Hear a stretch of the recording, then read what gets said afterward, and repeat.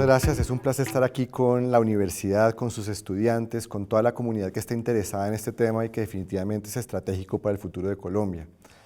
Definir la economía naranja a veces parece complejo, pero realmente es muy fácil. La materia prima de la economía naranja es la cultura, es el arte, es la creatividad, es el patrimonio. Ahí tenemos actividades que todos reconocemos, la literatura, la música, el teatro. También tenemos los medios, la televisión, el cine, las publicaciones, y también tenemos creaciones que, digamos, son más de la industria creativa, el diseño, la publicidad, la arquitectura, los videojuegos. Pero la mejor forma de entender qué es la economía naranja es lo siguiente: imagínense una película, su película favorita, y al final de esa película ustedes encuentran todos esos créditos que no solamente incluyen el actor principal, que es el que siempre recordamos, sino que incluyen al director, a los productores, la escenografía, que incluyen además los efectos especiales, los dobles. Imagínense que ahora que todo lo que a ustedes les gusta de la cultura, la literatura, el arte, el teatro, las artesanías, la publicidad, también tienen esos mismos créditos. Son un montón de actividades que no son la actividad creativa principal, pero que son las que hacen posible que esa imaginación, que esos sueños, que la cultura se materialice en los libros, en las canciones, en las campañas publicitarias, en los diseños que todos disfrutamos.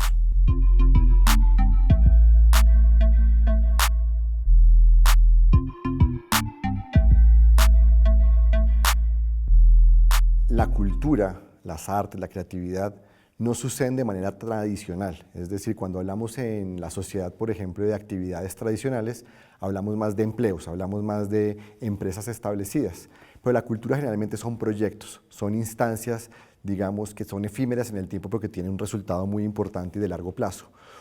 Tal vez lo primero que hay que entender es eso, es que cuando yo tengo un artista, por ejemplo, su carrera es una serie de proyectos que se van entrelazando, que van construyendo un portafolio. Lo mismo sucede con la cinematografía y con otras actividades de la cultura. En ese sentido, entonces, lo primero que tiene que hacer uno, y esto parecería una verdad extrema, es que cuando yo tengo un proyecto, yo entienda muy bien qué es el proyecto y qué papel juega dentro de esa cadena de actividades que construyen un portafolio, que construyen un movimiento cultural. ¿Por qué digo esto y por qué hago tanto énfasis en eso? Porque muchas veces las personas, al no entender bien la naturaleza del proyecto y el rol de ese proyecto, van a buscar el apoyo donde no se necesita o no lo hacen de manera que pueda ser sostenible. Esto entonces nos lleva al siguiente paso. Una vez yo identifico mi proyecto, yo tengo que ayudarme de herramientas de gestión de esos proyectos. Es decir, no basta con que yo tenga un talento maravilloso para crear una obra de arte. Yo tengo que permitirme la posibilidad de acompañarme, ¿cierto?, de aquellas personas que me complementan. Nadie puede solo en la vida. Todos necesitamos ayuda para poder salir adelante. Yo necesito un equipo para trabajar todos los días y tengo que confiar en ellos. Ellos me complementan. Mis conocimientos, mis habilidades llenan mis vacíos. Lo mismo pasa con los proyectos. Un buen proyecto necesita un equipo, necesita de la persona con talento, necesita de una gestión, necesita del acompañamiento de inversionistas. Y esto quiere decir la posibilidad de concentrar los recursos necesarios para que ese proyecto tenga o cobre vida. Un ejemplo muy simple: un artista que quiere lanzar su primera colección de arte. Ese es un proyecto. Ese proyecto necesita de un espacio para poder construir ese arte. Puede ser un estudio, puede ser una plaza pública, puede ser una universidad en la cual voy a interactuar de una manera creativa con los estudiantes.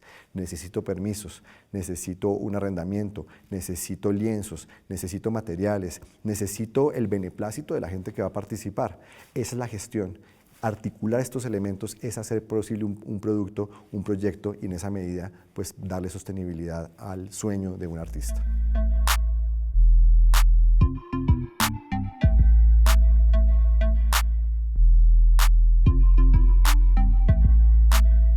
Claro que sí, cuando yo soy una persona creativa, una persona emprendedora, generalmente no tengo una sola idea, tengo muchas ideas.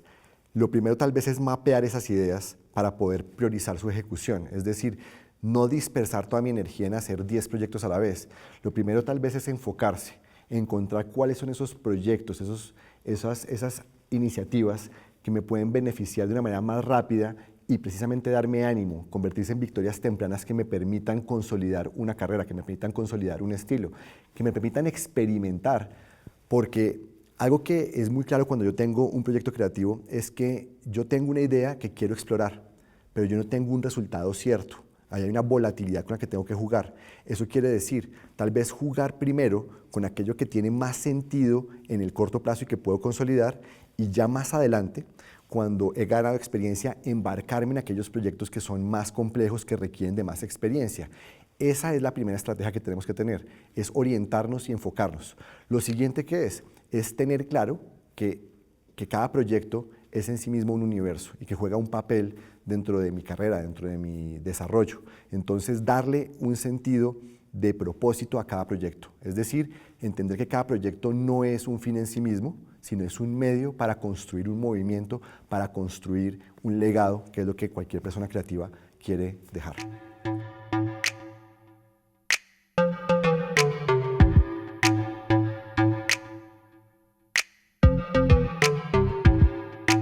Las regiones son tal vez el reservorio de talento más grande que tenemos. Pensemos, por ejemplo, en las músicas del Pacífico que podemos disfrutar en cada Petronio Álvarez de manera majestuosa, de manera increíble, diversa, con toda esa fastuosidad de la gastronomía, de la música, de la ropa, del diseño, de las artesanías que acompañan esta música. Cuando entendemos eso, entendemos entonces que no es lo mismo, obviamente, hacerlo en la ciudad que hacerlo en los territorios. En los territorios tengo un contacto mucho más cercano con saberes ancestrales y ahí tengo una oportunidad. También tengo deficiencias de acceso a ciertos recursos y mecanismos de comunicación. Llenar esos vacíos es parte de la misión del ministerio, por ejemplo, pero también es una oportunidad para aquellos quienes quieren ver, digamos, en los territorios una oportunidad de acceso a un talento que es mucho más, transparente, mucho más puro. Y es a partir precisamente de eso que podemos tal vez trabajar con poblaciones que tienen mucho que contar, pero que el mundo no conoce. Ahí podemos conectar esos saberes con las ciudades.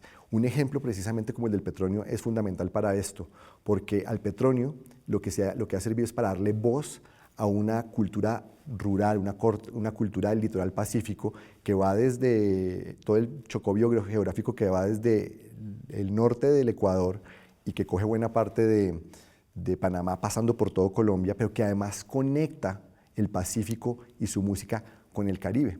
Entonces, esos espacios donde se unen lo tradicional, lo rural con lo urbano son fundamentales.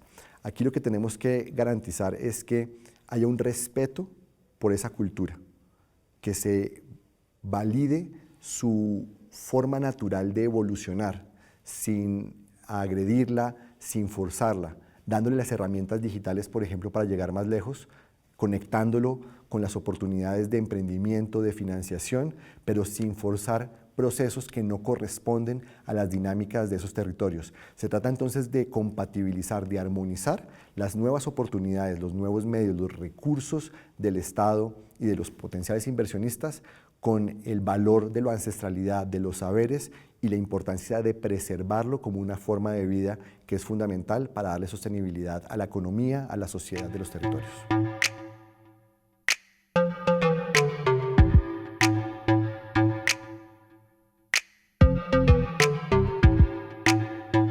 Bueno, a partir de la reglamentación de la Ley Naranja, de la Ley 1834 del 2017, pues se ha podido crear un Consejo Nacional de Economía Naranja que ha aprobado una serie de iniciativas. Una de ellas fue la inclusión en la ley de financiamiento de un artículo que permite una exención de renta por 7 años para empresas de carácter cultural y creativo.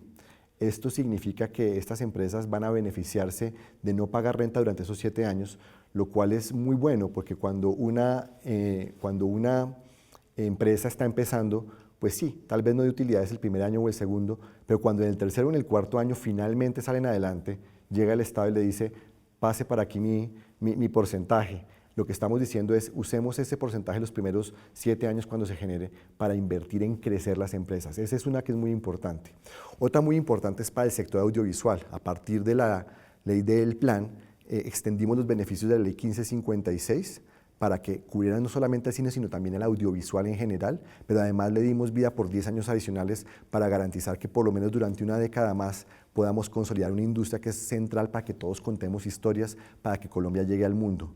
Y también, dentro de la misma ley del plan, incluimos dos beneficios adicionales. Uno muy importante es las áreas de desarrollo naranja, que son estos clústeres en las ciudades que queremos que se conformen, que ya existen de manera natural, pero que queremos fortalecer con inversiones públicas en materia de espacio público, obras por impuestos que son fundamentales para mejorar el entorno competitivo de los creativos, para que se encuentren más fácil, para que puedan trabajar juntos, puedan co-crear y puedan generar nuevos contenidos. Pero también un beneficio a la inversión que hagan las empresas creativas y que hagan las empresas no creativas en protección del patrimonio. Esto es fundamental porque en la preservación del patrimonio, en la preservación de la diversidad, está nuestra ventaja competitiva más importante como una economía creativa de escala global.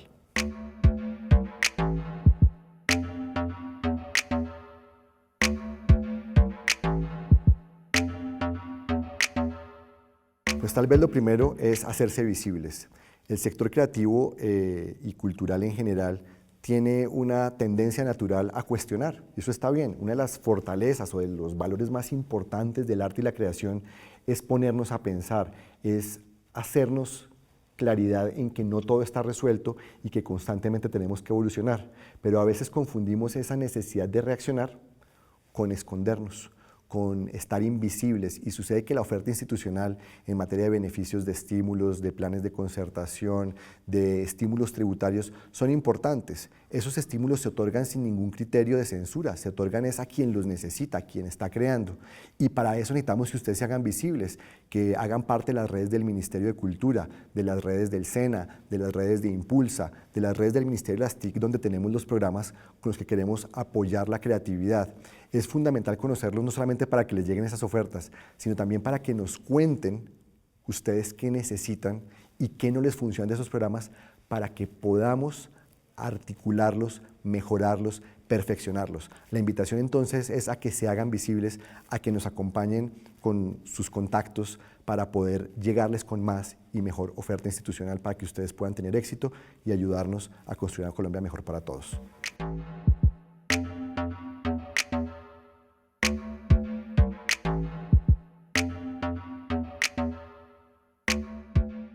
Toda convocatoria pública es transparente y debe ser cada vez más transparente. Eso quiere decir que hay que cumplir con ciertos criterios.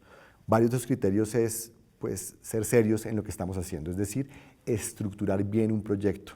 Para eso hay muchísimas herramientas que tenemos, por ejemplo, dentro de la página del Ministerio de Cultura, que ayudan a poner orden en un proyecto, es decir, que nos hacen las preguntas clave que tenemos que responder para que el proyecto tenga sentido.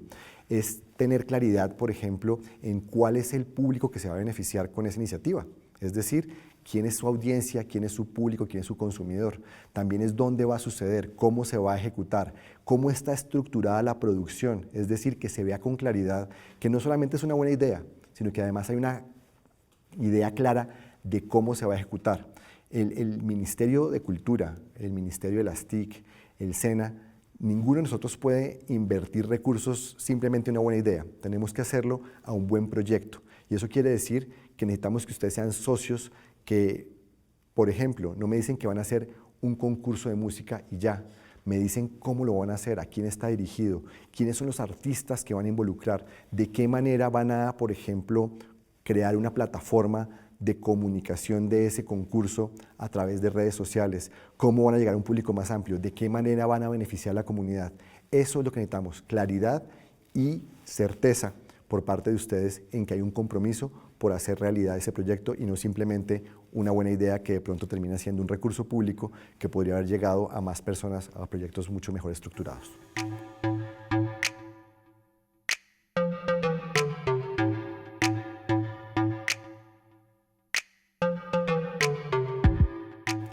En realidad, nosotros no discriminamos entre tipos de proyectos. La realidad es que nos interesan todo tipo de saberes, de expresiones culturales, de conocimientos a preservar. Uno de los temas tal vez más importantes aquí a tener en cuenta es que la diversidad es tal vez el actor central de la cultura. Es esa capacidad que tenemos todos de ser diferentes, de pensar diferente, de preferir cosas diferentes.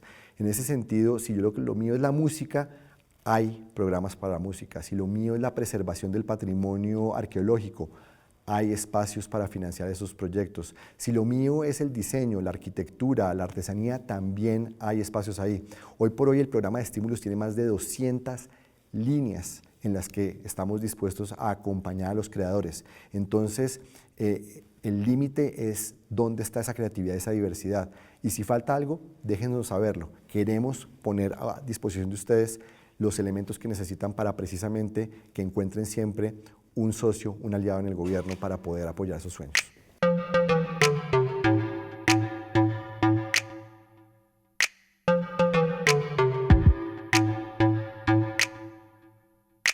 Bueno, voy a hacer 3 grandes ejemplos. Uno, tal vez de carácter local, urbano, Bogotá. El Teatro Petra, una iniciativa que comienza hace más o menos unos 30 años y durante 30 años ha hecho su trabajo con un montón de sacrificios. Pero hoy por hoy, precisamente gracias a que ha tenido un proceso, que ha construido un conocimiento, ha podido acceder a un crédito de Bancoldex que le permite construir su sede. Esto es, digamos, un hito importante. Fíjense que la persistencia, el trabajo, el saber que cada proyecto iba a construir ese sueño realidad es parte de lo que hace exitoso ese proyecto. Otro caso que tal vez es de reconocimiento más internacional para el caso de Colombia es un ejemplo que es democratización del acceso al cine. Es el Festival de Cine Hecho con Celulares Smartfilms. Es un festival que apenas va a cumplir 5 años, pero que ya se está produciendo en México y en Colombia de manera simultánea y que esperamos que en los próximos años llegue al menos a 10 países más. Aquí lo que tenemos es el llevar las herramientas de producción de cine, los conocimientos a los territorios, porque en Smartfilms los ganadores no son siempre cortos de Bogotá. De hecho, yo he tenido la posibilidad de premiar cortos hechos en San Andrés, Providencia y en Santa Catalina en la lengua creol, que es la lengua nativa del archipiélago, y eso es muy importante porque ahí vemos la diversidad, es la forma de llegar a los territorios. Y pues ya más internacionalmente, a mí me gusta destacar el caso de una amiga, Paula Dib, una brasilera que es una persona con discapacidad. Ella perdió un brazo cuando era muy niña, pero tuvo privilegios y ha sabido canalizar esos privilegios para rescatar prácticas ancestrales de producción artesanal que ha venido articulando con la moda y con el diseño de manera magistral. Y no solamente lo ha hecho desde el punto de vista de rescatar el saber, lo ha hecho también enfocada en rescatar las oportunidades para mujeres cabeza de hogar, mujeres en zonas rurales, mujeres en desventaja económica, para que construyan una calidad de vida alrededor de esa creatividad, ese talento y esos saberes. Entonces ahí tenemos 3 ejemplos de cómo desde lo local urbano, lo local rural y también la proyección internacional podemos pues obviamente encontrar éxitos para la economía naranja de un país o de cualquier comunidad.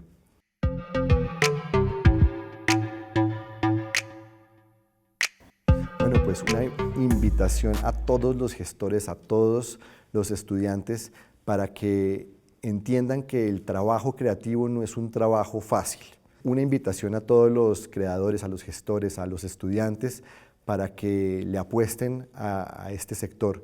El trabajo creativo no es fácil, yo sé que ustedes ya lo saben, pero mucha gente en el camino les va a decir que es una modita, que es algo pasajero. No se dejen desanimar, el proceso es complejo, ningún proceso exitoso es una línea recta, es un proceso con altibajos y tenemos que siempre estar aprendiendo, creciendo.